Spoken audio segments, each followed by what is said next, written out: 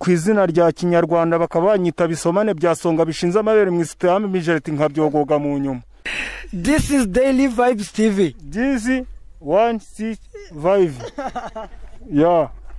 This is Daily Vibes TV. It's your boy Jama on the mic. Kora subscribe, like, share na comment. Tukimanukira. Shki.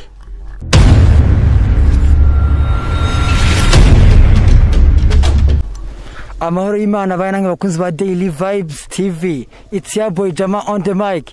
Ntago ndinjye ndi kumwe n'umuntu yatangira twibwira. Bonje banyita Manigabe Alex.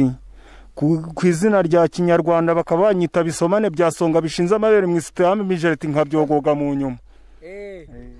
Ewa. Iryo jambo uvuze warisubiramo? Narisubiramo rwose. Gerageze. Sawa. Banyita Bisomane bya Songa bishinze amabere mu isitame mijereti nkabyogoga mu nyuma. Waguye mijereti? Nkabyogoga mu nyuma. Mu nyuma ewana kabisa. Iyi ni Daily Vibes TV. Washobora kubisubiramo? Nabisubiramo rwose. Daily Vibes TV subiremo. Rwani Daivi. Yeah. This is Daily Vibes TV. This 165. Yeah.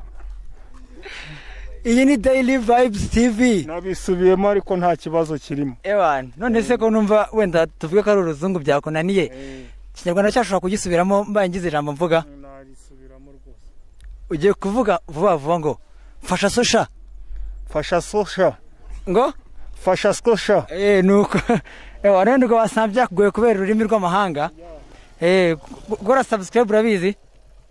Nabisubiyemo yumva aruko mbivuze mu Kinyarwanda. Nabisubiyemo mu Cyongereza mbisubiramo no mu Kinyarwanda. Gukora subscribe urabizi? Ntabwo ndabimenya neza. Wabikugisha bimenya? Nabimenya ndugu yangu.